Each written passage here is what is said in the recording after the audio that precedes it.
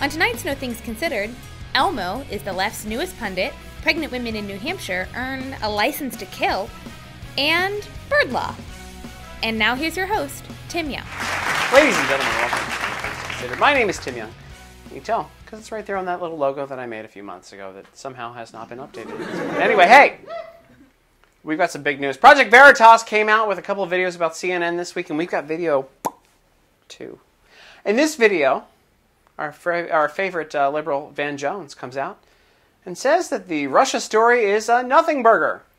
Remember, he was one of the guys that kept saying that Russia was a big deal on CNN. And all the producers on CNN were saying it's a big deal. Whatever. It's nothing when he's off camera and not making money for it. Let's watch that clip. Really? What do you think's going to happen this week? I mean, with the whole Russia thing. The Russia thing is just a big nothing burger. Wow, that was a quick one, huh? I mean, now, so now not only is there no evidence of collusion, but now we have a hidden video of a producer saying that the Russia story was BS. That was from the other day, in case you guys didn't see it. And now Van Jones saying that it was a nothing burger. So sorry about that narrative, Democrats. Seems like it's over. I guess Donald Trump's going to have to get work done now, huh? Now that he doesn't have that little distraction to work with. Wow. But that's not the end of things for CNN this week, guys. If you're reading Heat Street, which they're kind of a competitor, and Louise Mensch was one of their, Louise Mensch, International Private Eye. Anyway, whatever. Heat Street reported that CNN used Elmo as an expert about the Syrian refugee crisis. We are not making this up. Here's the Facebook Live introducing Elmo as a Syrian refugee expert. Workshop. And last but not least, I have to say this is a real treat. I get to interview lots of exciting people, but Elmo, welcome. Thank you for being with us. Oh, well, thank you for having me, Elmo. Wow, Elmo! Elmo! Who? I guess he went on to be like, oh, get rid of Assad. He's got a terrorist regime. Stop chemical bombing your children. Seriously? Elmo is an expert on CNN on terror. Like, that could go a million directions, guys. How about, there are a lot of human beings that have doctorates that have studied abroad and put their lives on the line, but hey, you talk to a puppet. Sounds good. People who don't talk to puppets, our friend Carl. He's got a show on Fox. You know Carl. I hope one day his career goes somewhere. I feel like he's going to end up somewhere good one day. Keep reaching for the stars, Carl. He brought on Joe Concha from The Hill to talk about how the media has covered the Russia collusion story compared to everything else that's actually legitimately important in the world. And these numbers are staggering. Now, look, we don't have... This is going to look like a very long, drawn-out thing because we don't have a wall screen to show this on. So I'm going to break it down for you. This was on Carl's show the other day. 353 minutes since May 17th has been on Russia or Jim Comey talking about Russia. 353 minutes, that's all of the media organizations talking about it at once. Now watch this. As far as trade goes, as far as like things that actually affect us in our everyday American lives, 5 minutes. 5. 29 minutes spent on terrorism. 29 minutes spent on terrorism. Can you believe this? And of those 29 minutes, a lot of it since May has been about London, has been about other countries, not us.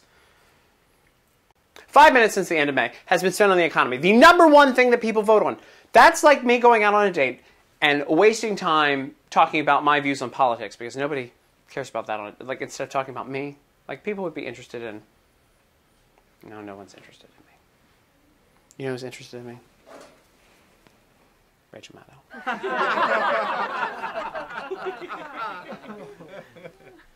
You can take it. There you go. All right, anyway, get that out of my hands. I just like to have Rachel Maddow on every show. The Rachel Maddow Ken doll. Anyway, in other news, Martin Sheen. Martin Sheen, you might remember him from The West Wing and whatever the hell else he's done. Also father of Charlie Sheen, who lost his mind and hired porn stars and has tiger blood and all that other crazy stuff. He sent out an email on behalf of the DNC the other day where he said, hey guys, you know how bad it is under Trump? Well, let me tell you something. And I'm not making this up. Put it full screen. I know a little something about being president from being president on a fictional show called The West Wing. And let me tell you, we are not having a fictional fantastic time like we had on The West Wing. So in The West Wing, and go ahead and weigh in here because our fantastic intern is here. So hold on, they kidnapped the daughter, Yes. and then Dule Hill dated the daughter at the same time. Dule Hill, who was on psych. Who was working for the president. Oh, he was working for the president at the same time he dated the president's daughter. Mm-hmm. So Martin Sheen hopes that the whole... I don't even understand. But, if you want to live in a fantasy world like Democrats, you can have the West Wing in the actual West Wing for just the donation of... Put it back on the screen. The donation of $1. He's asking for $1. Guys, I should be asking for $1. What if he's getting $1? I want $1. Jeez. It's more than I make here for this show. Anyway, in other news, the Canadian Supreme Court ruled, and this is going to be very interesting, this is something very serious you guys should be paying attention to, that the Canadian government can now order anywhere in the world Google to remove something from their searches. Now, I know what you're saying, like, what in the hell did he just say? That means that when you go to search something, if something they find offensive, if it's something that the Canadian government finds offensive, they can have it pulled from Google. Literally, pulled from Google anywhere in the world. That's what their court said. So if for some reason they love Obama, which, boy, do they love Obama, and our president says something negative about Obama, their government can eliminate that from Google searches anywhere in the world. They're trying to actually exercise their power, their Canadian power, which I thought only involved the powers of hockey and crepes, and like they have crepes in Quebec. That's like a thing, isn't it? Like they do like Frenchy things. I don't know. And filming the Hollywood films there. They want to impose that all over the world. I think it's kind of insane to you, and it should really piss you guys off. I feel like this should go somewhere, but it really is just very troubling, very incredibly troubling. That being said, let's go on to some more legal news. The University of Connecticut right now is training lawyers to represent animals. Now, please don't put anything racist in the comments. I'm just going to say that right now. I abhorred you. I abhorred you. Please don't put anything racist in the comments here. But the University of Connecticut is training people to defend pigs and dogs and most likely birds. And that reminds me of one of my favorite television shows, Always Sunny in Philadelphia. Let's check in with Charlie Kelly, who is a specialist in exactly what they're teaching at the University of Connecticut, bird law. I forgot. Where did you go to law school again? Well, I could ask you that very same question. I went to Harvard. How about you? Where? Yep. I'm pleading the fifth, sir. I'd advise that you do that. And I'll take that advice into cooperation, all right? Now, let's say you and I go toe-to-toe on bird law and see who comes out the victor. That's right, bird law. Bird law, you can learn it just like Charlie Kelly, and you can go on to Always Sunny in Philadelphia and defend any of those nutcases from now on. You can probably defend pigs and dogs and cats and whatever else, whatever animals need defending, because somewhere at the University of Connecticut, where it probably costs upwards of $25,000 a year to go to law school, they're teaching people to defend animals as if animals are going to be in a court of law in America. Wow. Wow. That takes us to our next article from Intellectual Takeout. Guys, it turns out that many college students are considered book virgins. And you go, what does a book virgin mean? That means they have never, in their 17 years of life before going to college, read a book from cover to cover. Like a real book, not like, Dr. Seuss or whatever else, but they are so poorly read that you would think that they were adult me or Tommy Larry. That's how bad off they are. I'm not allowed to say, am I allowed to say that? I'm allowed to mock Tommy. She says she doesn't read books. She just likes to read news articles. But my favorite line from this, put it on the screen. This is great.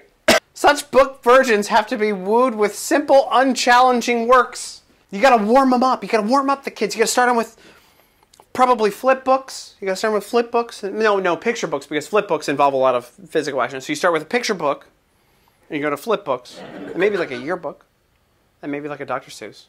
And then about 18 years later, they get to the point where they can actually read something like a teen would read, like a Goosebumps or a Harry Potter. So, like, really, don't give me a look. Pretty bad. Did you read a book cover to cover, intern? Several. Like, name a book that you read cover to cover, and don't say the Bible. That doesn't count. Uncle Tom's Cabin, The Great Gatsby. Oh my God! You started with Uncle Tom's Cabin. We're at a conservative publication. You start with Uncle Tom's Cabin. This is why you have a bad. Like, you're gonna start with you. Literally, the first book you could think that you remembered reading cover to cover was Uncle Tom's Cabin. Harry Potter. Oh my God! All right. Anyway, Uncle Tom's Cabin. This is not even. This is why we shouldn't be taping live. Is because when we do this. The first book you could think of was Uncle Tom's Cabin. Oh, no, I went to junior year. I grew up in Baltimore. That would not fly over very well. Connecticut. Yeah, I can tell. Thanks. Oh, my God. Anyway. Guys, in case you didn't know, this week, climate change has hit hard because this deadly heat wave that's been hitting, I believe in Iran, it was like 160 degrees, 140 degrees or something like that. It was some crazy heat index, and then like 120 in Arizona.